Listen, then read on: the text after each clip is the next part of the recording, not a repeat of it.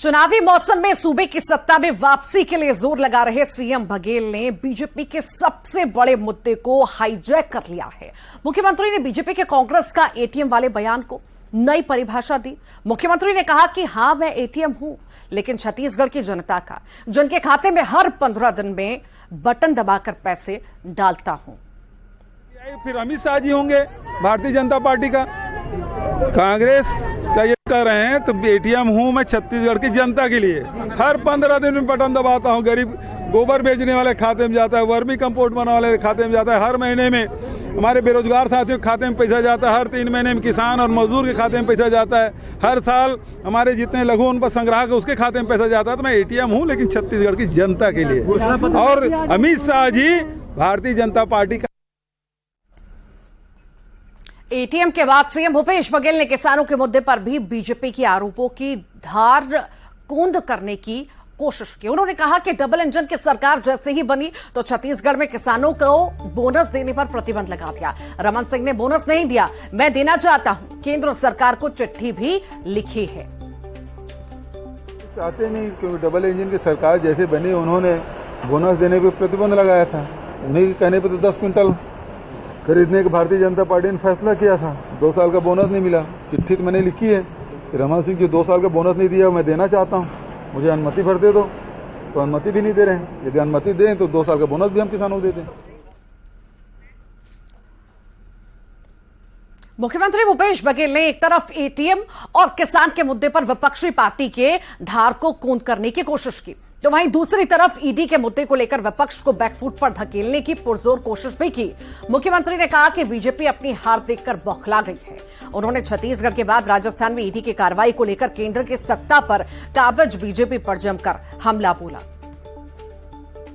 Bharatiya Janata party बौखला गई है और राजस्थान में भी बुरी तरह हारने वाले हैं। और इस कारण से हमारे प्रदेशाध्यक्ष हम 12-12 साल पुराना कोई केस है उसको लेके अभी वो उसके यहाँ छापा डालें, इसका मतलब डिस्टर्ब करना चाहते हैं। तो ये तो मतलब बौखलाहट है उनके, उसके अलावा दूसरा कोई हो नहीं सकता। सीएम बघेल ने ईडी आईटी का नाम लेकर बीजेपी को बैकफुट पर धकेलने की कोशिश की। इसी दौरान उनके बयान ने बीजेपी को कुछ ऐसा दे दिया जिससे पार्टी को बघेल सरकार पर हमला बोलने का मौका मिल गया। हमला केंद्र की बीजेपी सरकार पर किया था, लिहाजा पलटवार की जिम्मेदारी पूर्व केंद्रीय मंत्री रविशंकर प्रसाद ने संभाली। उन्होंने कहा कि सीएम से ऐसी भाषा की उम्मीद नहीं की जा सकती। ईडी से परेशानी होती है तो भ्रष्टाचार मत करिए। रविशंकर प्रसाद ने प्रियंका गांधी को चुनाव आयोग से मिले नोटिस पर कहा कि शिष्टाचार का पालन और आलोचना की मर्यादा भी होनी चाहिए। सामान्यतः मुख्यमंत्री से ऐसी भाषा का उपयोग नहीं किया जा सकता कि जैसे कुत्ते घूमते हैं वैसे ईडी के लोग घूम रहे हैं। आज के अखबारों में छपा है। ये कौन सी भाषा है? मालूम है ईडी से उनको परेशानी होती है तो भ्रष्टाचार मत करिए ना, लूट मत करिए। शिष्टाचार का पालन करना चाहिए। और प्रियंका जी जिस जगह पर है उनकी अपनी क्षमता कितनी है इस पर चर्चा होगी, लेकिन वो इसलिए है कि वो एक प्रधानमंत्री जी की पुत्री हैं, एक प्रधानमंत्री जी की पोती हैं और एक प्रधानमंत्री जी की परपोती है। तो इतने प्रधानमंत्रियों को देखा है उन्होंने, जिसके कारण वो यहां पर हैं। तो उनको ये मालूम होना चाहिए कि देश के प्रधानमंत्री के प्रति कैसे सम्मान।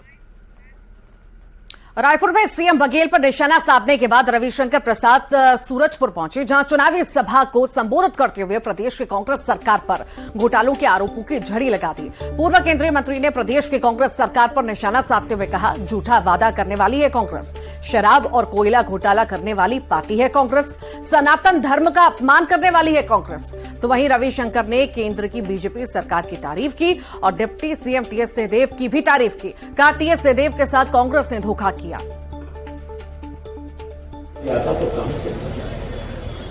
कोयला घोटाला 500 करोड़ घोटाला क्या है? मोदी जी की सरकार ने काम किया, आगे से कोयला जो होगा वो खुले नीलामी होगी, ऑक्शन खरीदो लो। उन्होंने क्या किया? आधा ऑनलाइन आधा ऑफलाइन। ऑफलाइन मतलब या नीलामी के अफसर लोग, बाकी लोग।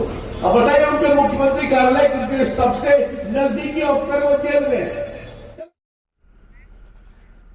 छत्तीसगढ़ के चुनावी रण में बीजेपी के केंद्रीय नेताओं के दौरे जारी हैं। केंद्रीय मंत्री मीनाक्षी लेखी गरियाबंद दौरे पर जाते वक्त धमतरी में रुकी, जहां के प्रसिद्ध बड़े उन्होंने खाए। न्यूज 18 एक्सक्लूसिव बातचीत में चुनाव, सियासत और ईडी पर बेबाकी से अपनी राय भी रखी। ये दौरा तो आज अभी यहाँ पर क्या नाम है, धमतरी।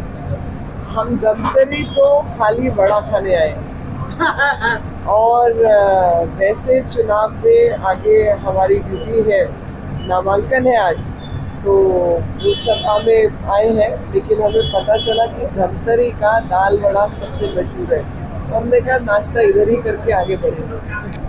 सियासत जो है छत्तीसगढ़ में वो भी लगातार जारी है। आपसे बातचीत करते हुए आप नाश्ता करते रहिए।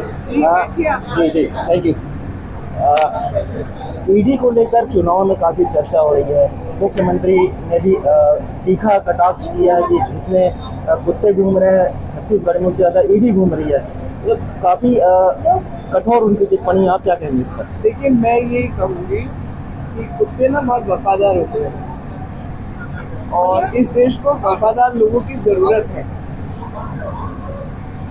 चोरी चकारी करने वाले लोग वही इनसे डरेंगे। कोरबा पहुंचे विधानसभा अध्यक्ष डॉक्टर चरणदास महंत का बड़ा बयान सामने आया। विधानसभा चुनाव में 75 से अधिक सीटों को जीतने का वादा उनके द्वारा किया गया और दावा भी। विकास के आधार पर सरकार बनाने की बात उनके द्वारा कही गई। वहीं पार्टी से लोगों को जल्द मना लेने की बात भी कही। वहीं बीजेपी पर तंज कसते हुए कहा कि बीजेपी नहीं जीतने वाली, इसीलिए उसके पास चेहरा नहीं है।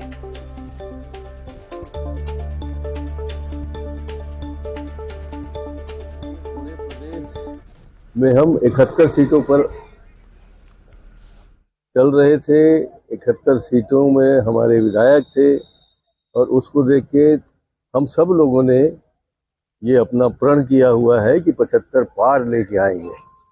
जिस तरह से किसानों के संबंध में पूरी सरकार अपना 5 साल का कार्यकाल लगाई है, गरीबों के लिए लगाई है, आदिवासियों के लिए लगाई है, नौजवानों के लिए लगाई है, उससे हमको विश्वास है कि हमने जो जमीन पे काम किया है, छत्तीसगढ़ के लिए काम किया है, छत्तीसगढ़ के आचार विचार और संस्कार को आगे बढ़ाया है, इससे हमें पूरा भरोसा है कि पूरी छत्तीसगढ़ की जनता फिर से हमको चुनेगी और इस बार 75 पार पहुंचाएगी। ऐसे ही हमें पूरी भरोसा।